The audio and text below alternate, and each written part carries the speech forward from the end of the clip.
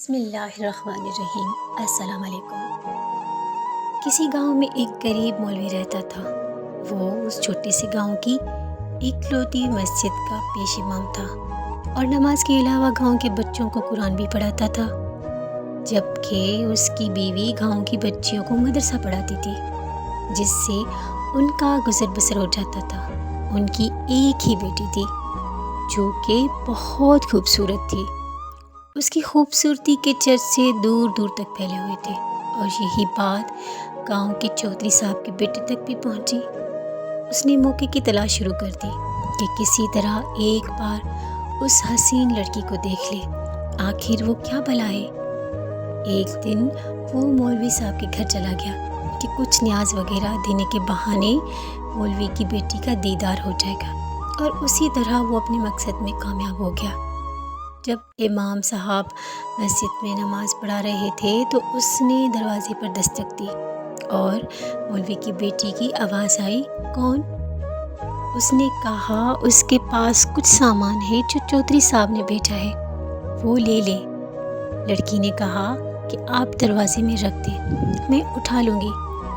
اس نے سامان رکھا اور وہیں انتظار کرنے لگا۔ جب لڑکی نے سمجھا کہ سامان رکھنے والا چلا گیا ہے تو اس نے سامان اٹھانے کے لیے دروازہ کھولا تو اس لڑکے نے اسے دیکھ لیا، دیکھا ہی نہیں بلکہ اس پر عاشق ہو گیا اور وہیں اپنا دل دے بیٹھا۔ لڑکا گھر آیا اور ضد پکڑ لی کہ اس نے شادی کرنی ہے تو مولوی کی بیٹی سے ہی کرنی ہے۔ چودھری صاحب اس رشتے کے حق میں نہیں تھے۔ انہوں نے بیٹے سے کہا، میں جا کر مولوی صاحب سے بات کرتا ہوں۔ چودھری صاحب آئے اور مولوی سے کہا، میرا بیٹا شراب پیتا ہے، جوا کھیلتا ہے، ہر برائی ہے اس میں اپنے بیٹے کے لیے آپ کی بیٹی کا رشتہ مانگنے آیا ہوں۔ اگر آپ انکار کریں گے تو میں ہنسی خوشی چلا جاؤں گا۔ یہ نہ سوچنا کہ میری ناراضگی آپ کی زندگی میں کوئی خلل ڈالے گی۔ اب ظاہری سی بات ہے مولوی صاحب نے انکار ہی کرنا تھا۔ چودھری صاحب گھر گئے اور بیٹے سے کہا، مولوی نے انکار کر دیا ہے، اب دوبارہ کبھی اس گلی سے گزرنا بھی نہیں۔ لیکن لڑکے کو بہت غصہ آیا کہ اتنی دولت، عزت اور شہرت کے باوجود مولوی نے یہ رشتہ کیسے ٹھکرا دیا۔ میں ضرور انتقام لوں گا، اور اس نے دل میں انتقام کی ٹھان لی۔ ادھر مولوی صاحب کی بیٹی بیمار ہو گئی اور اسے پیٹ میں درد شروع ہو گیا۔ پہلے تو وہ گھریلو ٹوٹکوں سے علاج کرتے رہے، لیکن جب بیٹی کا پیٹ پھولنے لگا تو وہ گاؤں کے واحد حکیم کے پاس چلے گئے۔ اس وقت الٹرا ساؤنڈ وغیرہ اور جدید آلات تو تھے نہیں، لہٰذا حکیم صاحب نے بچی کی نبض چیک کی، پیٹ درد کی شکایت جانچتے ہوئے بتایا کہ آپ کی بیٹی حاملہ ہے۔ مولوی کے گھر میں تو جیسے کہرام مچ گیا، ایک قیامت آن پڑی۔ مولوی نے بیٹی کو بہت مارا پیٹا کہ کس کے ساتھ من کالا کروا کے آئی ہے، کس کا بچہ ہے تیرے پیٹ میں۔ ایک دو بار اسے قتل بھی کرنا چاہا، لیکن بعد میں وہ بیچ میں آ گئی۔ بعد میں اس کی ماں بیچ میں آ گئی۔ اسے یقین تھا کہ اس کی بیٹی بے گناہ ہے۔ وہاں ان کی بیٹی بھی اس امتحان میں اللہ سے امید لگائے بیٹھ گئی کہ اب کوئی معجزہ ہی اس ناکردہ گناہ سے نکال سکتا ہے۔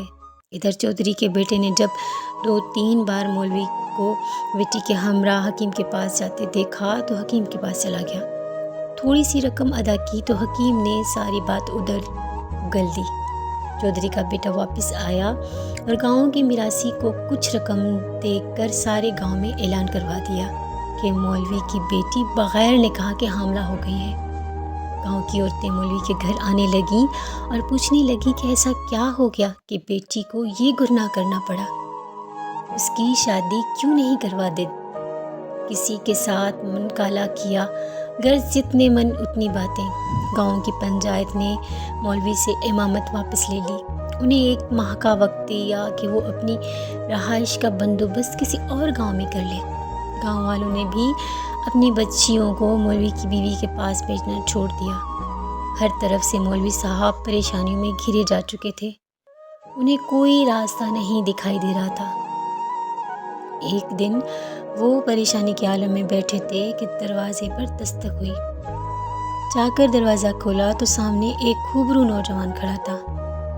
اندر آنے کی اجازت طلب کی تو مولوی صاحب پریشانی کے عالم میں کچھ سوچنے لگے۔ لڑکا سمجھ گیا اور اپنا تعارف کروایا کہ میں آپ کا شاگرد، بچپن میں آپ سے قرآن پڑھا ہے، فلانے شخص کا بیٹا ہوں اور برابر والے گاؤں سے آیا ہوں۔ مولوی صاحب نے پہچان لیا اور اسے اندر لے آئے۔ اس نے اپنے آنے کا مقصد بتاتے ہوئے کہا کہ اسے معلوم ہوا ہے کہ آپ کی بیٹی کے ساتھ یہ ماجرا پیش آیا ہے۔ مزید بتایا کہ وہ شہر سے حکمت کو کورس مکمل کر کے بھی آیا ہے، گاؤں میں حکمت کھانا بنانے کا ارادہ رکھتا ہے، لیکن آتے ہی اس سے اس بات کا علم ہوا تو اسے یقین نہیں آیا کہ یہ واقعہ سچا ہے یا جھوٹا، تو اسی لیے وہ مولوی صاحب کے پاس معلوم کرنے پہنچ گیا۔ مولوی صاحب کو بھی کچھ امید سی نظر آنے لگی۔